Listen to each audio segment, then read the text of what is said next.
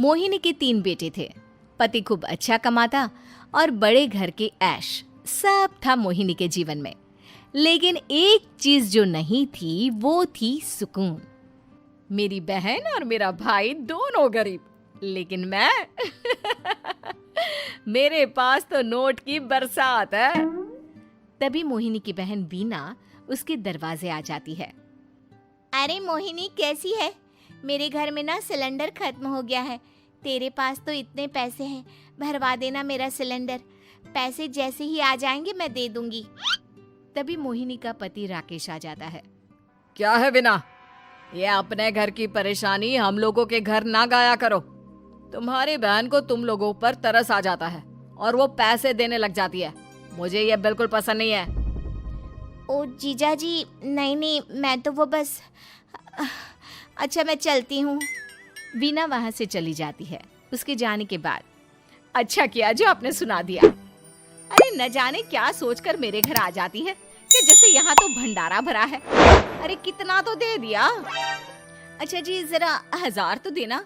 वो बिन्नी दीदी है ना, उनके घर जा रही हूँ। उनका पोता हुआ है तो मुंह दिखाई दे दूंगी। हाँ, उन लोगों के आगे तो शो ऑफ किया करो। वो खुद को बड़ा अमीर शो करते हैं ना, दिखा दे कि तू भी किसी से कम नहीं है। हाँ जी, इसी के लिए तो जा रही हूँ।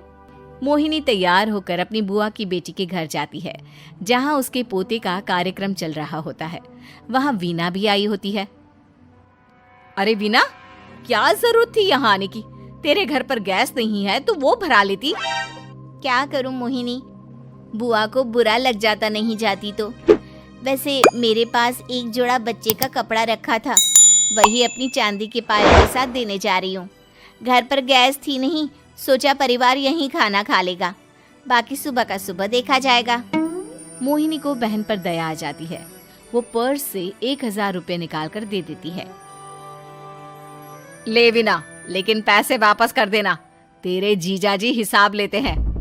मोहिनी भी क्या करती, गरीबी में बहन का सहारा ही उसके जीवन जीने का आधार था। फिर एक रोज, सुनिए, भाई के घर बेटी हुई है, मुझे माँ के पास जाना होगा।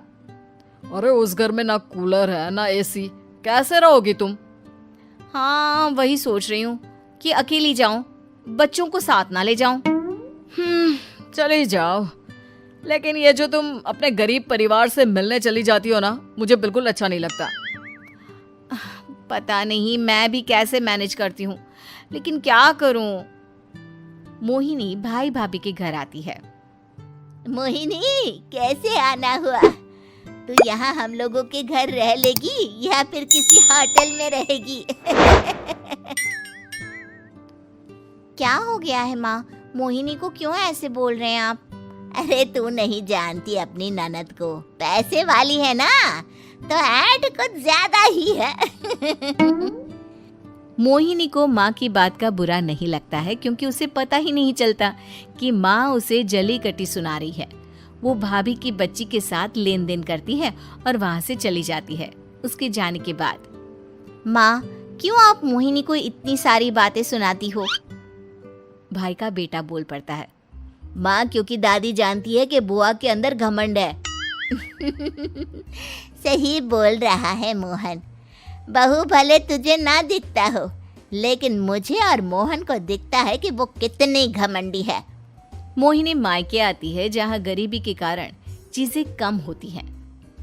इस मोहन के बच्चे को काम पर लगा दो ना, किसी दुकान या किसी होटल में। बर्तन धो लिया करेगा, कम से कम 4 पैसे और आएंगे घर में।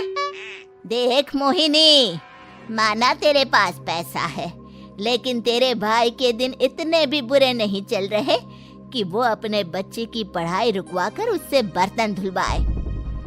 मोहन माँ की ओर देखता है, जैसे आंखों से बोल रहा हो, देख लिया बुआ का हाल। हाँ मोहिनी, बात तो सही है, लेकिन अभी मोहन को पढ़ना है। आखिर तुम भी तो अपने दोनों बेटों को पढ़ा रही हो ना। मेरे बेटों से कैसे कंपेयर कर सकती हैं आप? अरे वो तो कलेक्टर बनेंगे। हाँ, कल को वो मोहन को नौकरी में रख लेंगे, क्यों? मोहिनी कुछ दिन और रहकर चली जाती है। धीरे धीरे दिन बीतता है। मोहन बड़ा होता है और कड़ी मेहनत से सफल भी हो जाता है। मोहिनी, माँ के जाने के बाद तो तुमने भाई भाभी के घर जाना छोड़ ही दिया, क्यों? वो क्या है ना, उन लोगों का घर छोटा है, मेरे बच्चे जाना ही नहीं चाहते। पर तुझे क्यों अचानक मायके की बात याद आ गई? यार मेरा तो मायका है, भाई भाभी है, मेरा तो आना जाना लगा ही रहता है। हाँ, क्योंकि तुझे आदत है ना ऐसे छोटे से घर में और कम पैसे में रहने की। वैसे क्या खबर है आजकल मायके की अपने? अब वो घर छोटा और कम पैसे का नहीं रहा, क्योंकि मोहन तो बहुत बड़ा आदमी बन गया है। फिर क्या? मोहिनी भाभी को फोन करती है। मोहन किसी बड़ी कंपनी का मैनेजर हो गया है क्या भाभी? क्या ये सच है? हाँ मोहिनी दीदी, अब तो हम लोगों के गरीबी के दिन कट गए। आपके भाई ने कोई अच्छे कर्म किए होंगे जो हम लोगों का बेटा इतना अच्छा कमा रहा है। देख लो भाभी, पहले भी आपने कई गलतियां की थी, आप थोड़ा संभल कर चलना। भाभी को मोहिनी की बात समझ में नहीं आती कि वो क्या कहना चाहती है। फिर एक दिन वीना मोहिनी से कहती है, मोहिनी, हमारा भतीजा मोहन अच्छा कमा रहा है, क्यों ना मैं अपने बेटे की नौकरी के लिए उससे बात करूं? अरे बुआ का बेटा है, ये सोचकर मदद तो करेगा ना? हाँ हाँ, क्यों नहीं करेगा, उसके बुरे दिन में तो हम भी खड़े थे। मोहन को वीना फोन करती है और अपने बेटे की मदद करने की बात करती है। हाँ हाँ बुआ, क्यों नहीं, आप सिद्धार्थ को भेज दें, मैं अपनी ही कंपनी में उसकी नौकरी करवा देता हूँ। दिन बीतते हैं, अब वीना के हालात भी अच्छे हो जाते हैं। क्या बात है वीना, तूने भी कार ले ली, वो भी इतनी अच्छी? हाँ मोहिनी, अपने भतीजे के कारण तो हम लोगों के दिन अच्छे हो गए। उसने सिद्धार्थ की नौकरी लगवा दी है, वो भी शानदार। ठीक है, लेकिन पैसे ख्याल से खर्च करना। वो क्या है ना, पैसे आने आसान है लेकिन संभालने मुश्किल। मोहिनी घर पर अपने पति से बात करती है। देखो ना, सबके पास पैसे हैं, एक वक्त था जब मैं ही अमीर हुआ करती थी। लगता है कि ज्यादा दिन नहीं रह पाओगी, मेरी नौकरी को कुछ साल ही बचे हैं और तुम्हारे दोनों लड़के निकम्मे हैं। उन लोगों को बोलो ना कि नौकरी करे। तभी वहां मोहिनी के बेटे भी आ जाते हैं। अरे हमें क्या मोहन समझा है जो दिन रात गधे की तरह काम करते रहे? खैर, दिन फिरते हैं और मोहिनी के पति की नौकरी भी खत्म हो जाती है।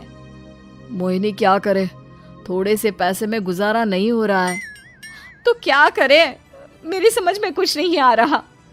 मोहन को बोलो ना कि वो इन दोनों के लिए नौकरी देखे, जैसे सिद्धार्थ के लिए नौकरी देखी है। मोहिनी क्या कहती, उसे अपने वो दिन याद आ जाते हैं जब उसने भाभी से मोहन को नौकर बनने की सलाह दी थी। क्या हो गया, क्या सोच रही हो मोहिनी?